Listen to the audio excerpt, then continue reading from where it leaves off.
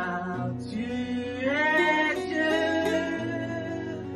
au-dessus de la terre. Mesdames et messieurs, bon matin, bon matin, bon matin. Nous sommes lundi le 21 février. Il reste que 7 jours avant que le mois se termine. C'est le mois le plus court de l'année, mais bon, ça va faire. Il ne reste pas grand temps avant que le mois se termine. Donc, nous lirons aujourd'hui Job 15, le second discours d'Éliphaz à Job. Je lis pour vous. Éliphaz de Théman prit la parole et dit: le sage répond-il par un vain savoir?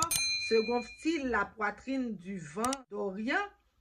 Est-ce par d'inutiles propos qu'il se défend? Est-ce par de discours qui se servent à rien? Toi, tu détruis même la crainte de Dieu. Tu anéantis tout mouvement de pitié devant Dieu. Sur ton iniquité dirige ta bouche et tu prends le langage de l'homme rusé. Ce n'est pas moi, c'est ta bouche qui te condamne. Ce sont tes lèvres qui déposent contre toi. Es-tu né le premier des hommes? As-tu été enfanté avant les collines? As-tu reçu les confidences de Dieu? As-tu dérobé la sagesse à ton profit? Que sais-tu que nous ne sachions pas? Quelle connaissance as-tu que nous n'ayons pas? Il y a parmi nous des cheveux blancs, des vieillards, plus riches de jours que ton père. Tiens-tu pour peu de choses les consolations de Dieu et les paroles qui doucement se font entendre à toi? Où ton cœur t'entraîne-t-il?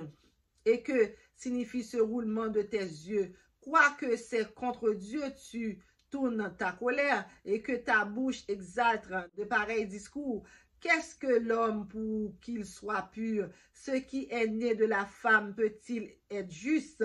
Si Dieu n'a pas confiance en ses saints, si les cieux ne sont pas purs devant lui, combien moins l'être abominable et pervers? L'homme qui boit l'iniquité comme l'eau, je vais te parler comme moi je parlerai à ce que j'ai vu. Ce que les sages ont fait connaître, ce qu'ils ont relevé, l'ayant pris de leur père. À eux seuls appartenait le pays. Parmi eux, nul étranger n'était encore venu. Les méchants passent dans l'angoisse de tous les jours de sa vie. Tous les années qui sont le partage de l'impie, la voix de la terreur retentit à ses oreilles. Au sein de la paix et le dévastateur va fondre sur lui. Il n'espère pas échapper aux ténèbres. Il voit l'épée qui le menace. Il court ça et là pour chercher du pain. Il sait que le jour des ténèbres l'attend. La détresse et l'angoisse l'épouvante. Elle l'assaille comme un roi prêt à combattre, car il a levé la main contre Dieu. Il a brevé le Tout-Puissant. Il a eu l'audace de courir à lui sous le dos épais de ses boucliers. Il avait le visage couvert de graisse, les flancs chargés d'un bon point. Et il habite des villes détruites, des maisons abandonnées sur le point de tomber en ruine. Il ne s'enrichit plus sa fortune. Il se relève pas. Et sa prospérité ne se défendra plus sur la terre. Il ne pourra se dérober aux ténèbres. Le flanc consumera ses rejetons et Dieu le fera périr comme le soufre de sa bouche. S'il a confiance dans le mal, il se trompe. Si le mal sera sa récompense, elle arrivera avant le terme de ses jours et son rameau ne vertira plus. Il sera comme un vigne dépouillé de ses fruits encore vertes, comme un olivier dont on a fait tomber les fleurs. La maison de l'impie deviendra stérile et le feu dévorera la tente de l'homme corrompu. Il conçoit le mal et il enfante le mal. Il pourrit de son sein dans des fruits qui le trompent. Amen. Vous voyez, en dernier, il dit, le feu dévorera la tente de l'homme corrompu. Il conçoit le mal et il enfante le mal. Il pourrit dans son sein des fruits qui le trompent. Voyez-vous comment qu'il interprète ça? Il dit que l'homme conçoit le mal et enfante le mal. Donc, il essaie de dire, tu es qui pour dire que tu n'as pas péché? Tu es qui pour dire que tu n'as rien fait? Tu essaies de te justifier devant Dieu. Donc, moi, j'ai pas dit que tu étais pur. Il dit, quel est l'homme qui peut dire qu'il est pur alors qu'il est sorti dans le ventre d'une femme impure?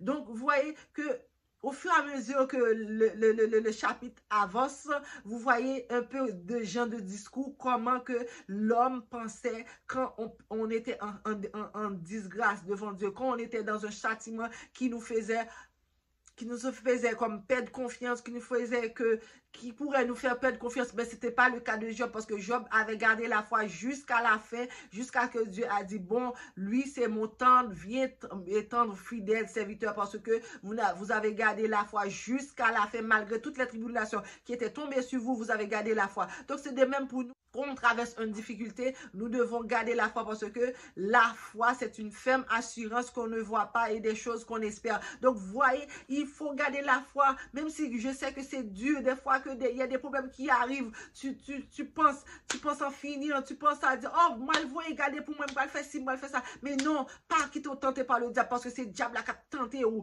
garder la foi, qui est là, non, mon Dieu. Lorsque vous voulez faire brûler, on se qui pire fort, parce que dit et de prier, parce que c'est dans la prière qu'on trouve la foi. C'est dans la prière qu'on trouve la force, dis-je. C'est dans la prière qu'on trouve la force. Si vous ne priez pas, vous n'aurez pas de bagage, vous n'aurez pas de force pour combattre l'ennemi quand l'ennemi va venir devant vous pour vous essayer de vous tromper. Mais avec la prière, vous allez discerner le mal et vous allez chasser dans le nom de Jésus. Donc, vous voyez, il faut garder la foi en priant, prier sans cesse. La Bible même le dit, priez sans cesse, priez sans cesse, priez sans cesse. Donc, priez sans cesse, comme ça vous allez avoir un bagage.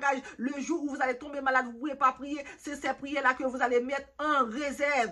Donc, même si vous n'avez pas de problème, même si vous n'avez pas de difficulté, priez, pensez à prier 3-4 fois par jour que vous pouvez mettre en réserve. J'ai eu une tante, elle était une fervente du Seigneur, elle priait H24. Des fois, je demandais à ma tante, pourquoi tu pries autant comme ça? Elle dit, moi, quand j'ai en train de prier là, je mets en réserve. Eh bien, frères et sœurs, aujourd'hui, elle souffre d'Alzheimer. Je pense que c'est tous ces prières-là qu'elle a mis en réserve qui est en train de le faire passer des moments vraiment agréables. Maintenant, elle est rendue dans le centre. À chaque fois, le médecin prononce des choses négatives, mais ces prières qu'elle avait mis en réserve fait défier le pronostic du médecin. Même le médecin ne comprend pas qu'est-ce qui arrive à elle, mais c'est les prières qu'elle avait mis en réserve qui entraînent l'aider à passer les caps de la maladie. Donc, je sais que ça va pas aller mieux, mais avec toutes les prières qu'elle avait mis en réserve, c'est ça qui l'aide à passer au travers de toute sa maladie. Donc, vous voyez, en toute chose, il faut prier pour avoir de prières en réserve pour le jour que vous tombez malade. C'est vrai, parce qu'il y a des fois que tout malade, vous allez dire, mais comment ça, je ne pourrais pas prier? Par exemple, tu as une opération dans la gorge, le médecin te dit, tu ne peux pas parler pendant des jours. Qu'est-ce que vous pouvez faire? C'est tes prières qui sont en réserve qui va vous protéger. Moi, je me rappelle, en 2005, j'avais fait une opération des amygdales, mais je ne pouvais pas prier, je ne pouvais pas parler, parce que je ne pouvais pas avaler, ça me faisait mal. Bien que c'était une opération d'une journée, mais par la suite, ça a révélé que j'étais déshydratée parce que comme je ne pouvais pas avaler, je m'empêchais d'avaler, je m'empêchais de manger, donc ça m'a déshydratée. 24 heures après l'opération, j'ai dû me rendre à l'urgence. C'était un 31 décembre 2005 pour le 1er janvier 2006. Donc, j'ai passé 31 à 1er à l'hôpital. C'était bizarre, mais au moins, on a pu me prendre à temps. On m'a donné 2 kilos de soluté comme ça floche parce que j'étais déshydratée blanche. J'avais pas de salive, j'avais rien. Toutes mes affaires électroniques étaient débalancées parce que j'étais déshydratée. Donc, vous voyez, des fois, vous me priez pour mettre en réserve les prières qu'au jour du malheur, au jour de la détresse, que vous ne pouvez pas, ces réserves-là vont venir vous corriger, vont venir vous protéger, vont venir vous aider dans votre problème et ils savent, mon Dieu va dire, mon Dieu, mon serviteur, ma servante, elle avait mis des réserves, je vais aller stocker dans ces réserves pour l'aider à passer le cap. Donc, je vous laisse, dis merci. À chaque semaine, je prends un plaisir à lire tous vos commentaires. Je sais qu'il y en a qui sont très, très réguliers dans les commentaires. Et je vous invite, tous ceux qui regardent la vidéo, qui me laissent un petit commentaire. Ça me fait toujours du bien de vous lire parce que je vis à travers de vos commentaires. Donc, me laissez des commentaires pour que la chaîne puisse grandir et la partager, la liker afin que YouTube puisse le mettre partout sur les réseaux pour que tout le monde puisse voir la vidéo et qu'il sache aussi que Dieu est vivant au siècle des siècles. Amen. Donc, je vous invite à abonner à la chaîne et activer toutes les petites cloches de notification pour être notifié à chaque fois que je poste une nouvelle vidéo, que vous soyez les premiers au courant des faits et gestes de la chaîne. Alors, suivez-moi sur Instagram aussi, car c'est là que je suis active tous les jours en story ou en réel. Donc, je vous invite à aller me suivre là et aussi me laisser des commentaires que je vais répondre rapidement. Donc, je vous laisse, je vous fais de gros bisous et je vous dis à la prochaine. Car tu es Dieu au-dessus de la